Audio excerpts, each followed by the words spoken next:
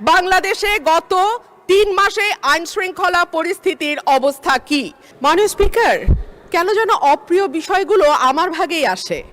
গতকাল টিআইবি একটি রিপোর্ট দিয়েছে, সেই রিপোর্টে বলা হচ্ছে সরকারের 100 দিনে 605টি খুন। আমি আশা করেছিলাম মাননীয় স্বরাষ্ট্রমন্ত্রী আজকে এখানে উপস্থিত থাকবেন, কিন্তু আমি সামনে তাকিয়ে দেখলাম মাননীয় স্বরাষ্ট্রমন্ত্রীর আসনটি খালি, অর্থাৎ তিনি উপস্থিত নাই। কি আর করা, তার অনুপস্থিতিতেই বলি। সরকারের প্রথম 100 দিনে দেশে হত্যা, অপহরণ সহ বিভিন্ন অপরাধে উদ্বেগজনক হারে ঘটেছে বলে দাবি করছে ট্রান্সপারেন্সি ইন্টারন্যাশনাল বাংলাদেশ। এই সময় দেশে 605টি খুন, 196টি অপহরণের ঘটনা ঘটেছে বলে জানায় সংস্থাটি। প্রতিবেদনে দেয়া পরিসংখ্যানে দেখা যায় মার্চ ও এপ্রিল মাসে মোট 605টি খুন, 294টি ছিনতাই, 90টি ডাকাতি, 196টি অপহরণের ঘটনা ঘটেছে।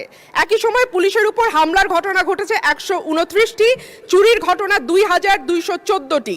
এছাড়া নারী ও শিশু নির্যাতনের ঘটনা ছিল 3496টি।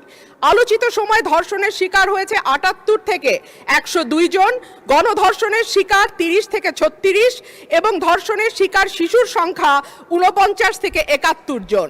মাননীয় স্পিকার, আমাদের এই পরিসংখ্যানটি স্পষ্ট করে দেয় বাংলাদেশে গত 3 মাসে আইন শৃঙ্খলা পরিস্থিতির অবস্থা কি। আমি বলেছিলাম যে এই সরকারের অর্থনীতি এবং আইন শৃঙ্খলা, এই দুটো বিষয়ে যারা মন্ত্রণালয়ের দায়িত্বে আছেন তাদের উপরে নির্ভর করবে 50 ভাগ, এবং বাকি 50 ভাগ অন্যান্য মন্ত্রণালয়ের উপরে, যে এই সরকারটি কতটুকু সফল বা ব্যর্থ হবে। আজকে মাননীয় স্বরাষ্ট্রমন্ত্রী সংসদে উপস্থিত থাকলে আমার পক্ষে সহজ হতো আরো স্পষ্ট করে বলা যে এই সরকারের সফলতার 50 ভাগ দায় অর্থ এবং স্বরাষ্ট্রমন্ত্রীর উপর নির্ভর করে।